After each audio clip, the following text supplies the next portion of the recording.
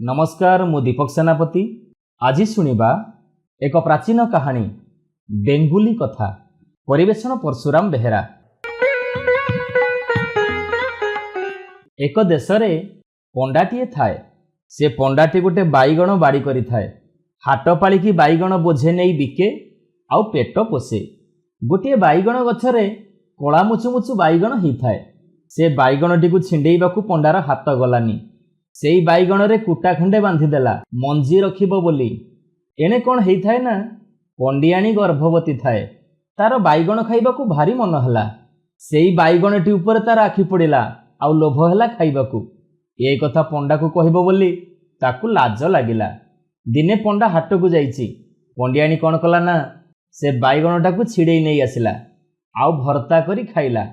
पंडा हाटरू आसिला देखिला मंजी बाईगणटी नाही। बाछि बाछि कि आर वर्ष पाई मंजी बाईगणटी रखिथिला ताकू किए चोरी करि नेला। पंडा भारी मन दुख कला। धर्म को साक्षी देला। हे धर्म देवता तू थिले बुझिबू।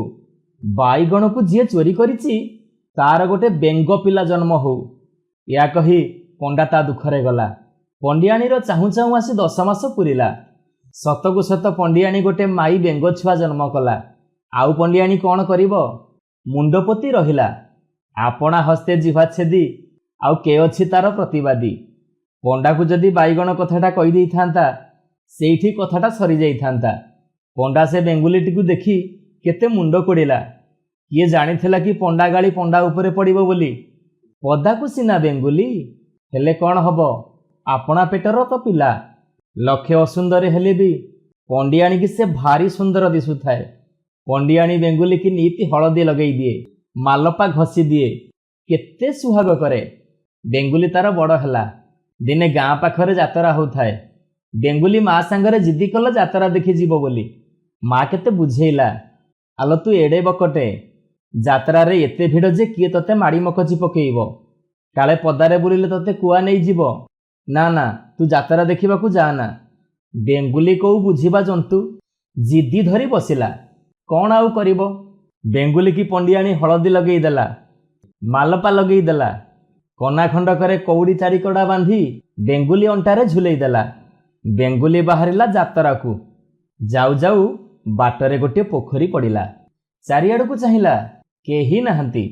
बेंगुली खोल भितरु गोटे उत्तम सुंदर माईपीटीए बाहरिला। से पोखरी रे गाधुआ पाधुआ कला। एतिकी बेले गोटे ब्राह्मण टोका आसी से पोखरी कूଳରେ पहुंचिला। से माईपीटी टोका को देखिला क्षणी तरबर है से बेंगुली खोल भितरे पशिगला। आउ देखिला बेलू सेठी केही नाहंती खाली बेंगुलीटीए। ब्राह्मण पिला देखी भारी आश्चर्य हैला।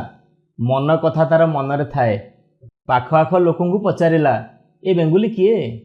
समस्ते कहिले से अमक गाँ पंडार झियो। से टोका निज घर को फेरीगला। खाइलानी कि पीलानी एका जिदी धरिला से बेंगुली की बाहा हब बोली। मरम कथा तो बाहर लोक केही जानंतिनी। जीए सुनिला सीए हसिला। समस्ते छी छी कले हेले कौन हब टोकार एका जिद। पंडा पंडियाणी को पाखकू मनीष गले। पंडियाणी आग मंगिला बाहाघर हैला। 7 मंगुला सरिलारू पंडा बोझ भार देई बेंगुली की ता सासू घर को पठेइला। बेंगुली सासू बेंगुली को देखिला केते रबेई खबेई हैला। नियासी घर झियो मो पुओ को सारिला एमिति केते बकी हैला। एमिति ब्राह्मण टोका ता खंजरे थाए काहाको किछि कहेनी। कौन मने मने विचार करे के जानी भारी खुशी रे थाए। माँ को सबुदिन नेहुरा हुए केते गोड़ तले पड़े। माँ तू जहा कहूचु कह बेंगुली केते गाली दिए ना। बेंगुली की मारिबुनी माँ। सासू ए सबु शुणिकी थय हुए। काहीं पुओ जन्म करिथिला बोहुटी आसीथिले केते आड़पतर करिथांता। केतेबेले टिके गोड़ घसी दउथांता केतेबेले टिके मालपा बा मारी दउथांता। आउ ए देखिला बेलकू फरकटा गोड़ी हाउआ पाटी बेंगुली साही माई पे दंडे चलई दउनांती। एणे पुओ मुह को चाही किछि कहि पारु न थाए। दिने टोका कुआड़ को जाइछि। सासू बेंगुली को निस्तुकू टांके छेचिला। शेषरे तंटिया देई ताकू घरू बाहर करदेला। बेंगुली जाई बारीपटरे सारू गछ मूले बसी थाए। टोका संज बेलकू बुली बुली घर को आसिला। देखिला बेलकू बेंगुली घरे नाही। जाई माँ को पचारिला। माँ कहिला किए जाने सी कुआड़े गला मु जानिनी। ଟୋକା କେତେ ଆଡ଼େ ଖୋଜିଲା, ଆଉ କିନ୍ତୁ ବେଙ୍ଗୁଲିକୁ ପାଇଲାନି। ପଛକୁ ଦେଖିଲା ବେଳକୁ ବେଙ୍ଗୁଲି ସାରୁ ଗଛ ମୂଳେ ବାରିଆଡ଼େ ବସିଛି। ଟୋକା ଯାଇ ଡାକିଲା, ହଇଲୋ ବେଙ୍ଗୁଲି, ସାରୁ ଗଛ ମୂଳେ କାହିଁକି ବସିଛୁ? ଆ ଘରକୁ ଆ। ବେଙ୍ଗୁଲି ଆଉ ସେଠୁ ଚଙ୍କୁ ନଥାଏ। କହିଲା, ତୋ ମା ମୋତେ ଛାଟ କଲା, ପାଟ କଲା, ଛାଞ୍ଚୁଣି ବାଡ଼ିରେ ପଣେ ବାଡ଼େଇଲା, ବେକ ଧରି ବାହାର କଲା, ଆଉ କି ବେଙ୍ଗୁଲି ଘରକୁ ଯାଏ? ଶାଶୁ ତାର ଆସିଲା ବେଙ୍ଗୁଲିକୁ ଡାକିବାକୁ, କିଲୋ ବେଙ୍ଗୁଲି, ଘରକୁ ଆ। ବେଙ୍ଗୁଲି କହିଲା, ତୁ ପରା ମୋତେ ଛାଟ କଲୁ, ପାଟ କଲୁ, ଛାଞ୍ଚୁଣି ବାଡ଼ିରେ ପଣେ ମାଇଲୁ, ଆଉ ବେକ ଧରି ବାହାର କଲୁ, ଆଉ କି ବେଙ୍ଗୁଲି ଘରକୁ ଯାଏ? ଫେରେ ପଛକୁ ଟୋକା କେତେ ନେହୁରା ହେଲା। ବେଙ୍ଗୁଲି କହିଲା, ସାରୁ ନାଡ଼ 2 ଖଣ୍ଡ ପେଁକାଳି ହବ, ଗବଡାଙ୍ଗ 2 ଖଣ୍ଡ ଖଟିଆ ହବ, ଝିଙ୍କର 2 ଖଣ୍ଡ ବାଇଦ ହବ, 7 ସାନ ପିଲା ରୁଣ୍ଡ ହେବେ। ବେଙ୍ଗୁଲି ଅଇଲା ବୋଲି ଚହଳ ପଡ଼ିବ, ତେବେ ଯାଇ ବେଙ୍ଗୁଲି ଘରକୁ ଯିବ। ଏବେ ଶାଶୁ ଆଉ କ'ଣ କରିବ? ଯାଇ 7 ସାହି ପିଲାଙ୍କୁ ରୁଣ୍ଡ କଲା, ଗବଡାଙ୍ଗ 2 ଖଣ୍ଡ ଖଟିଆ କଲା, ସାରୁ ନାଡ଼ 2 ଖଣ୍ଡ ପେଁକାଳି କଲା, ଝିଙ୍କର 2 ଖଣ୍ଡ ବାଇଦ କଲା। ବେଙ୍ଗୁଲି ଅଇଲା ବୋଲି ଚହଳ ପଡ଼ିଲା। ବେଙ୍ଗୁଲି ଯାଇ ଘରକୁ ଅଇଲା। ବେଙ୍ଗୁଲି ଘରେ ଥାଏ। ବେଙ୍ଗୁଲି କ'ଣ କରେ ନା, ଦିନ ଯାକ ହାଣ୍ଡିଶାଳ କଣରେ ବସିଥାଏ। ଦେଖେ କେହି ନାହାନ୍ତି। ସେତେବେଳେ ସେ ବୋହୂଟିଏ ହେଇ ବେଙ୍ଗୁଲି ଖୋଳରୁ ବାହାରି ପଦାକୁ ଆସି ହାଣ୍ଡି କୁଣ୍ଡେଇ ଧୁଏ, ଭାତ ତିଅଣ ରାନ୍ଧିକି ଥୁଏ, 7 ତିଅଣ 8 ଭଜା କରି ରଖିଦିଏ, ଦୁଧ ଆଉଟି ଦିଏ। ପଛକୁ ଟୋପିଏ ଦୁଧ ପିଇ ଫେରେ କିଏ ଅଇଲା ବେଳକୁ ବେଙ୍ଗୁଲି ଖୋଳରେ ପଶିଯାଏ। ସମସ୍ତେ ଦେଖିକି କାବା ହୁଅନ୍ତି, କିଏ କେତେ କଥା କହିଲା।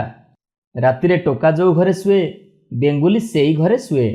ଟୋକା ଶୋଇପଡ଼ିଲାରୁ ବେଙ୍ଗୁଲି ଖୋଳରୁ ବୋହୂଟି ବାହାରି ପଦାକୁ ଚାଲିଯାଏ, ପୁଣି ଆସି ଖୋଳରେ ପଶିଯାଏ। ଦିନେ ସେ ଟୋକା କ'ଣ କଲା ନା, ବେଙ୍ଗୁଲି ରାତିରେ ଶୋଇଲା ଘରକୁ ନ ଆସୁଣୁ ସେ ମିଛରେ ମିଛରେ ଘୁଙ୍ଗୁଡ଼ି ମାରୁଥାଏ। ବେଙ୍ଗୁଲି ଭାବିଲା, ସ୍ୱାମୀ ତାର ଶୋଇଗଲାଣି। ଏମିତି ଭାବି ଖୋଳ ଭିତରୁ ବାହାରି ସେ ପଦାକୁ ଗଲା। ଟୋକା ତ ଚେଇଁକି ଶୋଇଥିଲା। ସାଙ୍ଗେ ସାଙ୍ଗେ ଉଠିପଡ଼ି ବେଙ୍ଗୁଲି ଚମ ଖୋଳରେ ନିଆଁ ଲଗେଇଦେଲା। ଚମଖଣ୍ଡକ ଫୁରକିନା ପୋଡ଼ିଗଲା। ସେ ବୋହୂଟି ଆସି ଦେଖିଲା ବେଳକୁ କଥା ସରିଲାଣି। ତା ସ୍ୱାମୀକୁ କହିଲା, ଆହା, ତମେ କ'ଣ କଲ? ମୋ ଚମଖଣ୍ଡକ ପୋଡ଼ିଦେଲ। ମୁଁ କେମିତି ଏବେ ବଞ୍ଚିବି? ମୋ ଦେହ ହାତ ପୋଡ଼ୁଛି। ବ୍ରାହ୍ମଣ ଟୋକା କହିଲା, ଇଏ ଗୋଟିଏ କଥା? ମୁଁ ଆଜି ପର୍ଯ୍ୟନ୍ତ ଲାଜରେ ସଢ଼ିଲିଣି। ଯିଏ ମୋତେ ଦେଖୁଛି ସେ ଛି ଛି କରୁଛି। ମୁଁ ତତେ ସେଦିନ ପୋଖରୀ କୂଳରେ ଦେଖିଥିଲି ବୋଲି ବାହା ହେଲି। ଏଣିକି ତୁ ଆଉ ମୁଁ ଖୁସିରେ ଘର ସଂସାର କରିବା। ଦେହ ହାତ ଯଦି ପୋଡ଼ୁଛି, ହଳଦୀ ଚୁଆ ଚନ୍ଦନ ଲଗେଇ ଦିଏ। ଗେରସ୍ତ ଭାରିଜା 2 ଜଣ ସୁଖ ଦୁଃଖ ହଉ ହଉ ରାତି ପାହିଗଲା। ସକାଳକୁ 2 ଯାକ ଶୋଇଯାଇଥାନ୍ତି। ଦିନ ଆସି 2 ଘଡ଼ି ହେଲାଣି। ଶୋଇଲା ଘରେ କବାଟ କିଳା ହେଇଛି। ଯେତେ କବାଟରେ ହାତ ବାଡ଼େଇଲେ ବି କବାଟ ଫିଟିଲାନି। ପଛକୁ ଚାଳ କଣା କରି ଲୋକେ ଘରେ ପଶିଲେ। ଦେଖିଲା ବେଳକୁ ପୁଅ ଆଉ ଦିବ୍ୟ ସୁନ୍ଦର 16 ବୟସୀ ବୋହୂଟି ଶୋଇଛନ୍ତି। କବାଟ ଫିଟେଇ ବ୍ରାହ୍ମଣ ଟୋକା ବାହାରକୁ ଆସିଲା। ବୋହୂ କବାଟ କଣରେ ଲୁଚିଲା। ସମସ୍ତେ ଦେଖି ଆଶ୍ଚର୍ଯ୍ୟ ହେଲେ। ଚହଳ ପଡ଼ିଗଲା। 7 ସାହି ପିଲା ରୁଣ୍ଡ ହେଲେ। ବ୍ରାହ୍ମଣ ପୁଅ ସେଦିନ ସବୁ କଥା ଗୋଟି ଗୋଟି କରି କହିଲା। ଶାଶୁ ବୁଢ଼ୀର ପାଦ ଖୁସିରେ ତଳେ ଲାଗୁନଥାଏ। ସେ ସାଙ୍ଗେ ସାଙ୍ଗେ ଗାଁ ମାଇପଙ୍କୁ ଡାକି ଆଣି ଆପଣା ବୋହୂକୁ ଦେଖେଇବାକୁ ଲାଗିଲା। ୟାପରେ ସମସ୍ତେ ଖୁସିରେ ଘର ଦୁଆର କଲେ। ନମସ୍କାର, ମୁଁ ପ୍ରଦୀପ ମଲ୍ଲିକ। ଆଜି ଶୁଣିବା ଏକ ପୁରାତନ କାହାଣୀ, ବୁଢ଼ାବୁଢ଼ୀଙ୍କ ମାଛ ଖିଆ। ପରିବେଷଣ ପର୍ଶୁରାମ ବେହେରା।